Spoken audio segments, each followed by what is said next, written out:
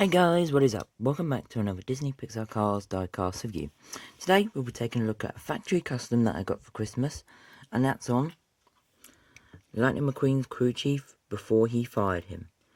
Yep, if you did not know, Lightning McQueen did have a crew chief before Doc in the first film, and of course Lightning McQueen fired him and he likes to be working alone, but I don't think he likes to be working alone anymore because now that he's got Doc as a crew chief. But yeah, of course, I got this on Christmas Day. Of course, this is a factory custom, not an actual release, even though it has a code for some reason. Weird. This is a custom, you can see the stickers. Of course. Yep, I will now add pictures of what I've seen in the movie. Obviously not seen in the movie. But yeah. So, this might be my last video for a while. I'm not exactly sure if I'll be uploading any more vids for a while.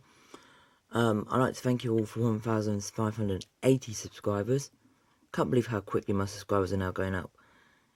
I just can't believe it. But yeah. Anyways, let's take a look at his crew chief. He's got this nice smile here. Pretty cool. There's the grille, headlights. He's got the Piston Cup Hudson Hornet logo on him, which is a little bit weird because Lightning McQueen didn't know anything about the Hudson Hornet until he moved to Radiator Springs. So that is one mistake. The eyes are blue. He's got his headset. Pretty cool. He is of course a flatbed truck, which is now my second review on a flatbed truck this week. Red. 95 sticker on the side, which looks like the World Grand Prix sticker to me. Rims. My videos are not made for kids, so you know, copper and YouTube. Please stop. His license plate is 41WW2, which is Sarge's license plate for some weird reason.